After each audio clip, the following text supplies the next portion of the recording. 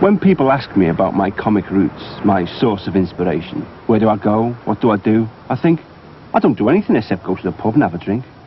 So it must have something to do with pubs. So let's you and me crawl around some of the pubs and drinking establishments that I've been in over the years. Yes.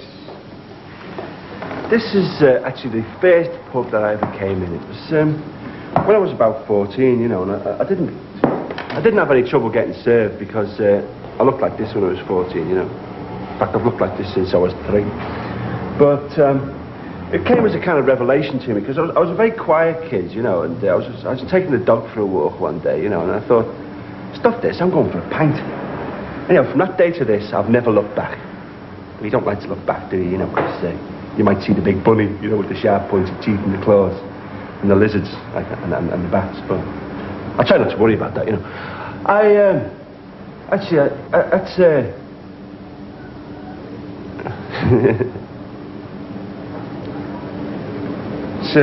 It's a thing about drinking, really, isn't it? You know, the blackouts.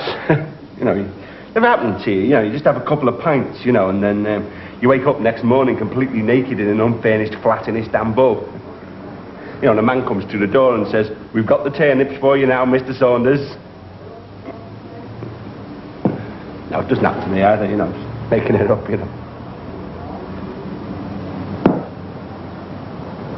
Used to be a great pub, this, you know. Say, a few years ago, Liverpool City Council had this brilliant plan that they're going to solve all the problems of Liverpool by turning it into a holiday centre. And what you're going to show people, piles of rubble. Whenever you're showing anybody from, like, outside town around Liverpool, all you can do is point to piles of rubble and say, that used to be a really great pub, that, you know. Or you say, like, over there, right, was a dance hall. It was the exact shape of the Acropolis. It was lit up by laser beams at night. It had an oyster bar, and there was a place where airships could tie up. Now, it's an irregular patch of mud the shape of General de Gaulle. Say, when I was a lad here in Liverpool, the town council were bent, the architects were bent, the planners were bent, the developers were bent, even the pet shops were taking bribes, and you couldn't get a drink after 10:30. I wonder if anything's changed. What time do the pubs close these days? 10:30.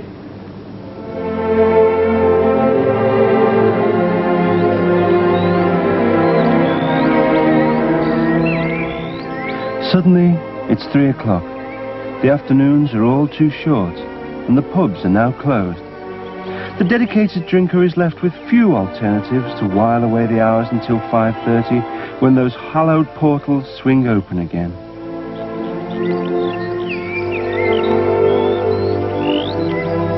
On a mellow summer afternoon, many drinkers come down to the park and recite avant-garde poetry. Yeah, parrot, yeah, doggy.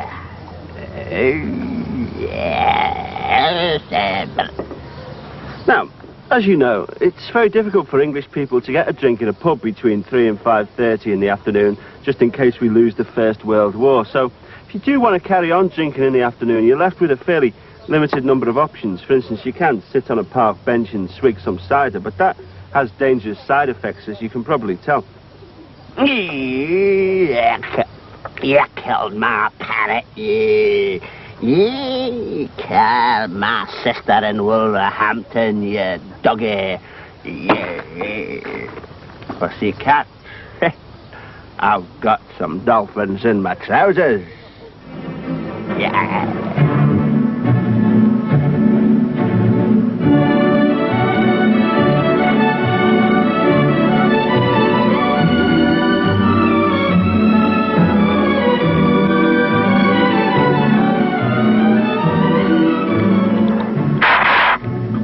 Ladies and gentlemen, the buffet car situated in the centre of the train is now open for the sale of light refreshments, snacks, toasted sandwiches, tea, coffee and alcoholic beverages. American, big hat, big cigar, dozen cameras, watching this English farmer dig potatoes. Oh, Say, man, I said, what are you doing? Yes, I'm digging potatoes, look at that. He says, you call them potatoes? In the US of A, we grow potatoes that big. He says, ah, well, we only grow them in this country to fit our mouths. Well, if you don't want to have a drink in a park bench in the afternoon, why not get on a train? Because you can drink right through the afternoon on a train with no problems with the licensing laws or losing the First World War. Absolutely cracker. It's very sophisticated. You can have a toasted sandwich, or you can have a drink, you can have an express burger, or you can have a drink. Absolutely great. It's useful for me because as a lad, I got free travel because my dad worked on the railways, you see. But if you don't get free travel, you can still take advantage of British Railways break away a drink a day offer. Absolutely fantastic. Actually, it was very useful to me as a lad having free rail travel because the family was so poor that what we had to do was we had to live on a train for 5 years. And you can often spot people who live on trains, you know, because they can never use the toilet unless it's moving. Train now arriving at platform 3 is the 15:30 from Liverpool Lime Street.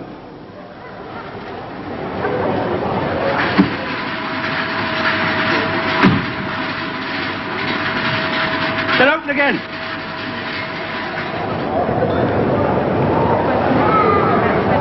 Well, Mr. A. Khomeini, a passenger arriving from Tehran on the Taramusalata Express, please go to the station master's office where there is a message from Allah waiting for him. One day, I got off the train and I bumped into this bloke that I was at school with in Liverpool. And he introduced me to this whole circle of people who lived around Euston Station. You know, all Scousers like, who stumbled off the train completely drunk and bumped into a bloke they were at school with, you know. In fact, this area around Euston is actually known as Little Liverpool. You can get all kinds of Liverpool produce in the shops. Hickson's Beer, Liverpool Echo. They have riots in every other Friday. Some of these Scousers actually work for British Rail, you know, hiding the luggage trolleys. But it's a great atmosphere around here. The only problem is the housing crisis in London is terrible. When I moved in with this bloke, there was 17 of us living in one room, and I was paying £6 a week to live in the drip tray of the fridge. There was a mate of mine, Trevor. He was paying £8 a week, and he lived in Rugby. It was very poor, but what we used to do, to amuse ourselves, like, we used to do these little sketches, Scouse sketches, and little skits, and folk dancing, stuff like that, you see, to amuse ourselves. And that's really how I got started in the business. If you believe that, you're stupid.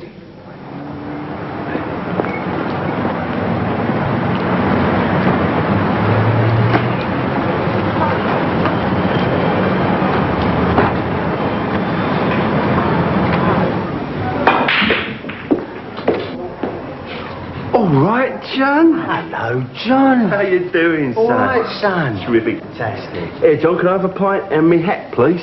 Yeah, fancy seeing your boat on this manor then, eh? Wait, John, you seen who's there? Hey, John, how are you? All right, mate. All right. Terrific, yeah. Terrific. No, just saying I can't out to see John. Yeah, see the kippers. Yeah, well, I'm gonna give him a cockle for him or something. You know what I mean? Well, you give him a couple of cockles. Yeah, cockles, donkey, something like that. You know what I mean? You got plenty of money then, ain't you? Oh, I have. Well, I get it off old John, you know. Yeah, have you seen what's his name lately? What, John with the Funny eye. That's right. You know, his missus has run off, didn't she? What? Who's she run off with? Rita. You know Rita. Rita, yeah. She's only gone and left with, What, John? Yeah.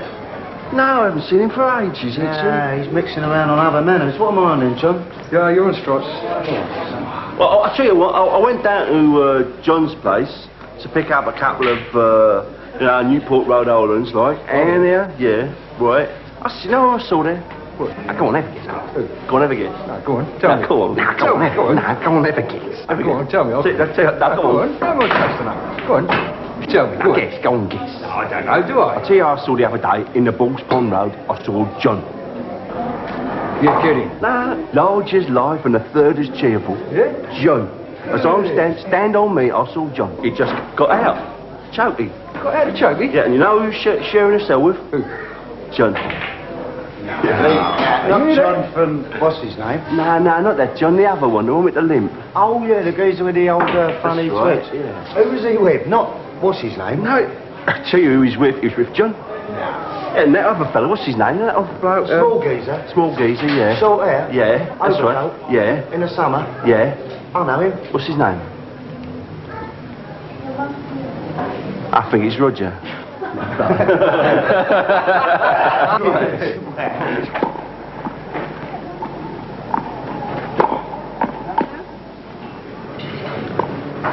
I don't believe in all this keep fit jive. I mean, my idea of a marathon is 93 pints and a chicken curry.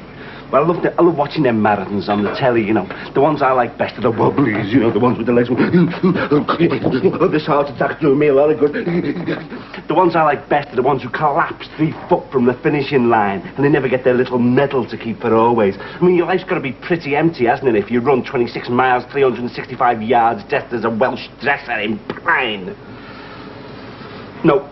Keeping fit can do you a lot of harm, so I've invented this method where you avoid complete fitness. It's actually the Alexei Sayle way to keeping fat, the keep fat method. It's called the science of chair-obics. Okay, this is the total chair-obics method. What you need is 2 cans of lager and a comfy armchair. Work those cans, go for it.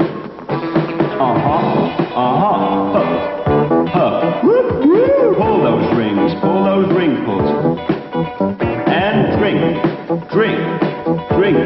Try and get out the chair. You can't because you put on 18 stone already. You're looking good, and go for it. Yeah, that's nice. Do the swim. Have a drink. Have another drink. Have 27 drinks and work those cans. 2, 3, 4 under the leg and try and get out the chair and take a drink.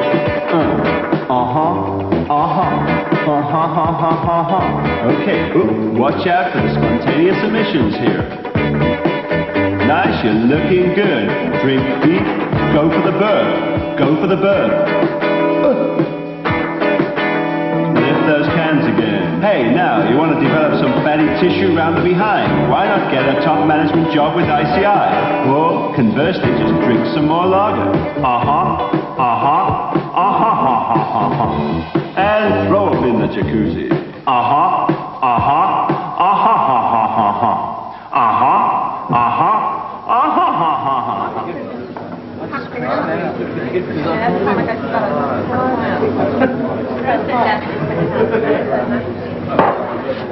Over the road there is Chelsea School of Art, where I was subjected to 3 years of total nonsense.